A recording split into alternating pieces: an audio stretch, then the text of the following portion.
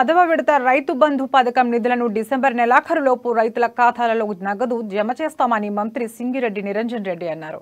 వనపర్తి జిల్లా కేంద్రంలోని 8వ వార్డు శ్రీనివాసపురంలో నాగవరం ప్రాథమిక వ్యవసాయ సహకార సంఘం ఆధ్వర్యంలో ఏర్పాటు చేసిన వరి కొనుగోలు కేంద్రాన్ని రాష్ట్ర వ్యవసాయ శాఖ మంత్రి సింగిరెడ్డి నిరంజన్ రెడ్డి ప్రారంభించారు. ఈ సందర్భంగా రైతులు వరి కొనుగోలు కేంద్రాలకు ధాన్యం తీసుకుని వచ్చే ముందే ఆరబెట్టి తీసుకుని రావాలని సూచించారు.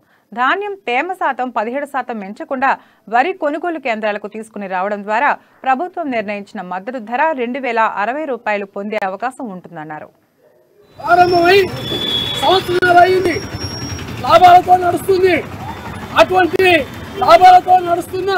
ఈ కంపెనీని ఆయన మోడీ గారు వస్తా ఉన్నారు తప్ప వేరే కాదు.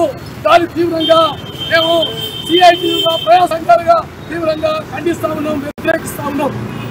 వాస్తవంగా ఈ Ramagundam fertilizers and chemical limited సంబంధించి ఈ కంపెనీ 1970లో శంకుస్థాపన జరిగింది. ఆ కంపెనీ 1980లో ప్రారంభమైంది.